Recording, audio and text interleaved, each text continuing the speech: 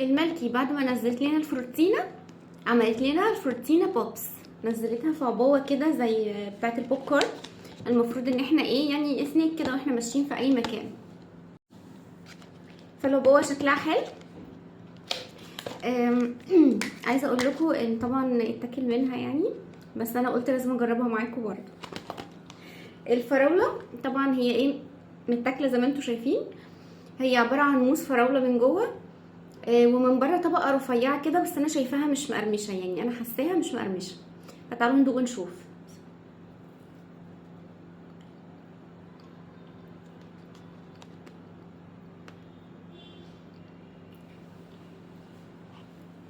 موس فراوله حلو بس الطعم خفيف فيه، يعني مش قوي قوي كموس، مش الطعم مش قوي قوي.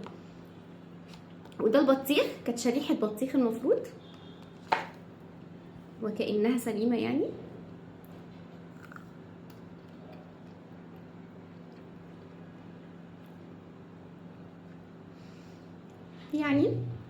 طعم الموس البطيخ اللي فيها الطعم اللي بنجيبه في الكنز كده، مش بطيخ طبيعي. تعالوا نشوف المانجا، دي اكبر واحده فيهم. بسم الله.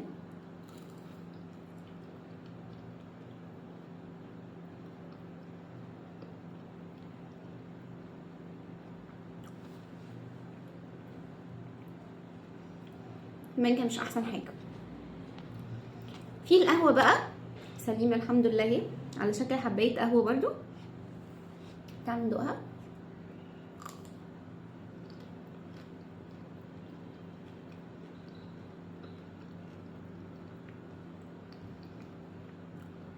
دي طعمها نسكافيه قوي، طعمها نسكافيه بلاك، يعني حتى السكر اللي فيها ضعيف، بس لذيذه حلوه. دي عجبتني، والطبقه اللي بره بتقرمش شويه عن الباقيين.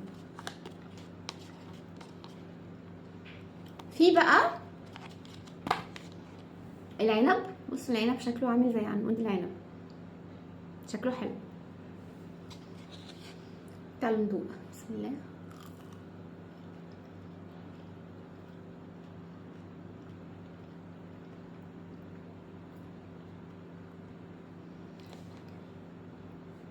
العنب طعم الموز بتاعه حلو، مدي هنت توت كده، دي طعمها لذيذ برضه.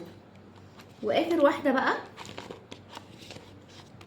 استنوا، الموز، بس هي يعني طريت شويه على شكل موزيه.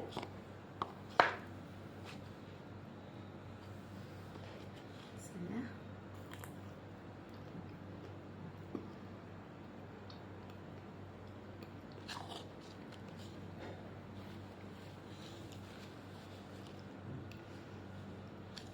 برضو الموز طعمه حلو مش وحش، بس طعم صناعي، يعني طعم البن الموز اللي احنا بنجيبه ده. في العموم هي فكره حلوه. الموس اللي جوه انا حاساه عارفين خليط بين الموس والبودنج كده، مش موس صافي وسموذي قوي كده يعني. الانواع اللي عجبتني اكتر حاجه عجبتني القهوه، هي مره شويه بس حلوه. والعنب برضو حلو.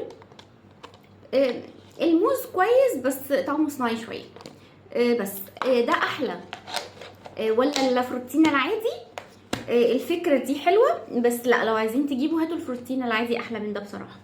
دي عامله 145 جنيه في الملكي. بس كده، باي باي.